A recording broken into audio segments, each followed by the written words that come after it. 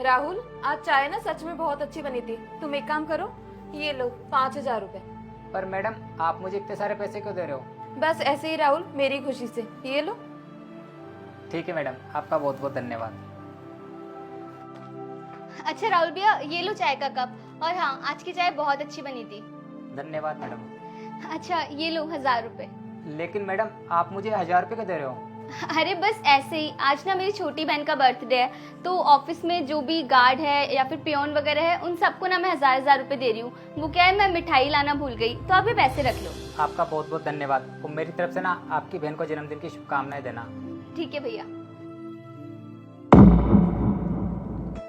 भैया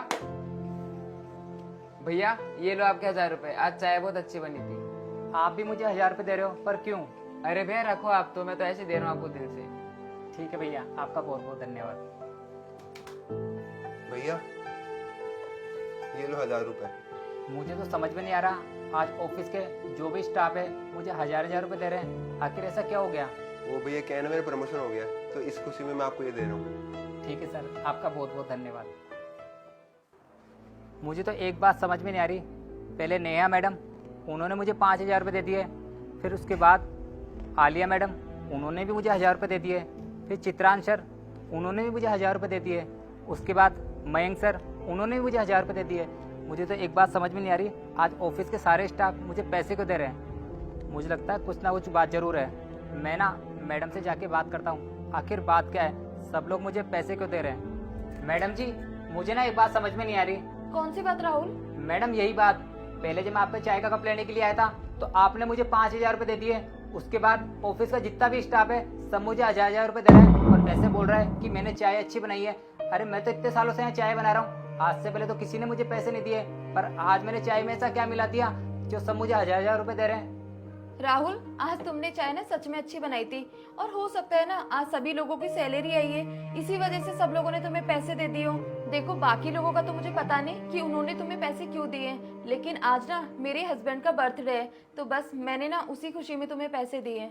नहीं मैडम, मुझे तो ये ना बिल्कुल भी ठीक नहीं लग रहा। आप तो एक काम करो, आपकी 5,000 रुपये रखो और बाकी के जो पैसे मेरी जेब में रखे ना, मैं बाकी लोगों को दे दूंगा। मुझे कोई पैसे नहीं चाहिए। अरे मुझे तो ये समझ में नहीं आ रहा, सब लोग मुझे पैसे क्यों दिए जा रहे हैं? अरे राहुल, मेरी बात तो सुनो, मैं बताती हूँ तुम्हें, हम सभी लोग तुम्हें पैसे क्यों दे रहे हैं। जब तुम फोन पर बातें कर रहे थे ना। हाँ छोटी बोल। क्या माँ की तबीयत कुछ ज़्यादा ही खराब हो रही है?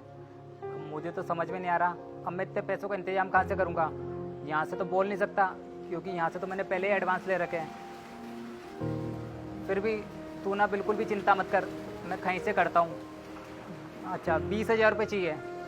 चल ठीक है, तू बिल्कुल भी चिंता मत कर, मैं किसी से बात करता हूँ, अगर कहीं से कुछ पैसों का इंतजाम हो जाए तो। चल ठीक है, अभी तो मैं रखता हूँ। माँ के इलाज के लिए 20,000 रुपये चाहिए। हे भगवान, मुझे तो अब ये समझ में नहीं आ रहा कि माँ का इलाज के लिए इतने सारे पैसे मैं कहाँ से लाऊंगा। मैडम को तो बोल नहीं सकता, क्योंकि उनसे तो ना मैंने पहले बहुत सारे पैसे उधार ले रखे हैं। फिर से बोलूँगा तो मैडम ना बहुत गुस्सा करेगी। मुझे तो कुछ समझ में नहीं आ रहा, कितने सारे पैसे मैं कहाँ से लेकर आऊँगा। हे भगवान, अब तू ही कोई रास्ता दिखा। एक्सक्यूज मी मैम, मुझे ना वो राहुल भैया से रिलेटेड आपसे कुछ बात करनी थी। राहुल कौन? वो सिक्योरिटी गार्ड? बोलो क्या बात करनी है। वो मैम, राहुल भैया ना बहुत ज़्यादा परेशान है और मुझे ऐसा लगता है कि हमें ना उनकी कुछ मदद करनी चाहिए। आलिया, तुम्हारा दिमाग खराब है क्या? तुम्हें पता है मैं कितना जरूरी काम कर रही हूँ और तुम आ गई मेरे से राहुल की बात करने के लिए। मेरे पास ना भी फालतू की बातों का बिल्कुल भी टाइम नहीं है, तुम जाओ अपना काम करो। बट मैम, एक बार आप मेरी बात तो सुनिए। हाँ जल्दी बोलो आलिया, क्या हुआ? वो मैम, राहुल भैया की मम्मी की ना तबीयत बहुत ज़्यादा ख़राब है और वो काफ़ी टाइम से ना अपने घर पर भी नहीं गए हैं और उनको कुछ पैसों की भी ज़रूरत है। तो मैं सोच रही थी वो हमसे खुद तो पैसे मांगेंगे नहीं, तो हम लोग कुछ प्लान करके और उनकी हेल्प करते हैं ताकि वो अपनी मम्मी का इलाज करवा सके। और आप उन्हें थोड़ी बहुत छुट्टियां भी दे देना ताकि वो अपनी मम्मी के पास जा सके, क्योंकि इस टाइम पे ना उनकी मम्मी को उनकी बहुत ज़रूरत है। हाँ आलिया, तुमने एकदम सही कह रही हो। राहुल ना हमारे ऑफिस में पिछले 10 सालों से काम कर रहा है, लेकिन आज तक ना उसने कभी हमसे ऐसे पैसे नहीं मांगे, और इस बार उसे सच में जरूरत है तो हमें उसकी मदद करनी चाहिए। अरे आखिर उसकी माँ का सवाल है। तो तुम एक काम करो, जैसा जैसा मैं तुम्हें बोलती हूँ ना, तुम ऑफिस के सभी स्टाफ को वो कह देना। ओके मैम, बताइए।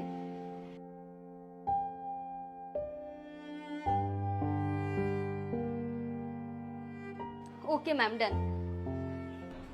राहुल, आलिया ने ना मुझे तुम्हारे बारे में सब कुछ बता दिया कि तुम कितने परेशान चल रहे हो। अरे तुमने डायरेक्ट कभी मुझसे हेल्प मांगी ही नहीं, और मेरी भी गलती है। मैंने आज तक तुम्हारे बारे में नहीं सोचा कि तुम्हारी भी फैमिली है, तुम्हें भी घर जाना होता है, हर त्योहारों पर तुम यहीं रहते हो। मुझसे सच में बहुत बड़ी गलती हो गई।